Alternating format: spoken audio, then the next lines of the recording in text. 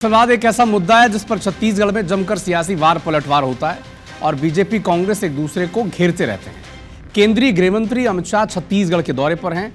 यहां वो नक्सलवाद के खात्मे के मिशन 2026 की समीक्षा कर रहे हैं। बस्तर के लोगों और जवानों से मुलाकात भी उन्होंने की।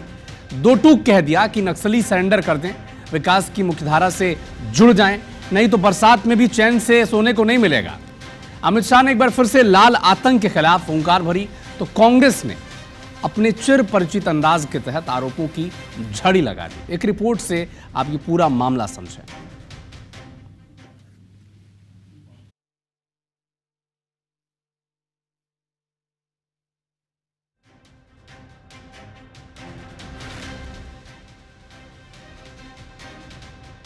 हर बार बारिश में नक्सली थोड़ा आराम कर लेते थे, इस बार बारिश में भी हम उनको सोने नहीं देंगे।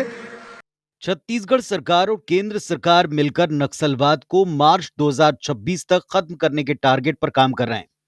नक्सलियों की मांद में घुसकर जवान उन्हें नेस्तनाबूद कर रहे हैं। हाल ही में बसवराजू और सुधाकर जैसे टॉप नक्सल लीडर्स को जवानों ने ढेर किया। अपने 2 दिन के दौरे पर छत्तीसगढ़ पहुंचे केंद्रीय गृहमंत्री अमित शाह ने साफ किया कि या तो नक्सली समर्पण करें या फिर जवान नक्सलियों को बरसात में भी चैन से सोने नहीं देंगे। साफ है, नक्सलवाद के लाल आतंक के खात्मे के लिए डबल इंजन सरकार मिशन 2026 को हर हाल में पूरा करेगी। कि बहुत लुभावनी सरेंडर पॉलिसी विष्णुदेव जी ने बनाई। आइए हथियार डाल दीजिए और नए छत्तीसगढ़ की विकास की यात्रा में जुड़ जाइए। इससे अच्छा सरेंडर करने का मौका कभी नहीं मिलेगा। हर बार बारिश में नक्सली थोड़ा आराम कर लेते थे, इस बार बारिश में भी हम उनको सोने नहीं देंगे। इसी बीच अमेरिका ने भारत की यात्रा को लेकर अपने नागरिकों को एक एडवाइजरी जारी की, जिसमें भारत में अपराध, आतंकवाद और नक्सलवाद के कारण अमेरिकी नागरिकों को सावधानी बरतने की सलाह दी है।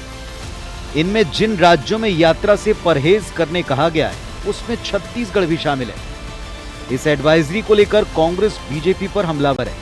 पूर्व सीएम भूपेश बघेल ने प्रधानमंत्री मोदी और ट्रंप की दोस्ती पर सवाल उठाए। आरोप लगाया कि राज्य में महिलाएं सुरक्षित नहीं हैं। ट्रंप लगातार बेइज्जती कर रहे हैं और मोदी मौन हैं। वहीं पूर्व डिप्टी सीएम टीएस सिंहदेव ने एक्स पोस्ट पर लिखा, बेटी बचाओ सिर्फ नारे और पोस्टर तक सीमित रहा है। केंद्र और छत्तीसगढ़ की बीजेपी सरकार की नाकामी ने भारत को अंतर्राष्ट्रीय मंच पर शर्मिंदा किया है।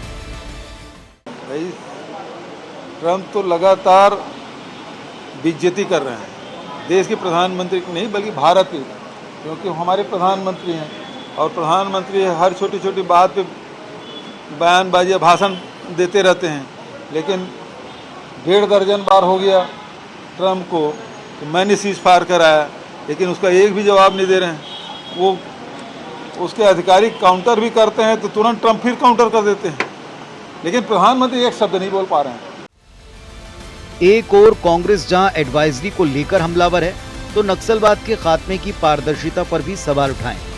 इसका पलटवार करते हुए प्रदेश के गृह मंत्री विजय शर्मा ने कहा कि सचिन पायलट राहुल गांधी को जाकर समझाएं कि वो इस तरह के मामलों पर सियासत न करें।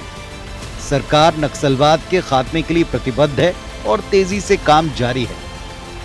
हम तो शुरू से ही हिंसा के खिलाफ हैं और LWE जो एक्सट्रीमिस्ट लोग हैं जो हिंसा का प्रयोग करते हैं, उसके खिलाफ हमेशा से कांग्रेस पार्टी रही है। तो जो प्रभावी कार्रवाई करनी चाहिए, कार्रवाई पारदर्शी तरीके से होनी चाहिए और इसको पॉलिटिसाइज नहीं करना चाहिए, क्योंकि ये आंतरिक सुरक्षा का मामला है। इसमें कोई पॉलिटिक्स नहीं करें और जो भी कार्रवाई हो सबको कॉन्फिडेंस में लेके की जाए, प्रभावी हो, पारदर्शी हो और इसका राजनीतिकरण ना हो। उनको इस बात को राहुल गांधी जी को समझाना चाहिए कि सिर्फ भाषण में नहीं होता है भाई, इसको धरातल पर उतारना है। अभी धरातल पर कैसे उतारना है, तो स्वयं पहले धरातल पर उतरना होता है, फिर स्वयं काम करना होता है, फिर ये काम होता है। भाजपा का वोट बैंक नहीं होता है और वोट बैंक के लिए काम भी नहीं हो पाता है। हमारे लिए हर बार मेहनत करेंगे तो वोट कमाएंगे, मेहनत नहीं करेंगे तो वोट नहीं मिलेगा। भाजपा के साथ ऐसा है, जिसके साथ वोट बैंक है वो आराम की राजनीति करते हैं और इसलिए उनको समझने की ज्यादा जरूरत है।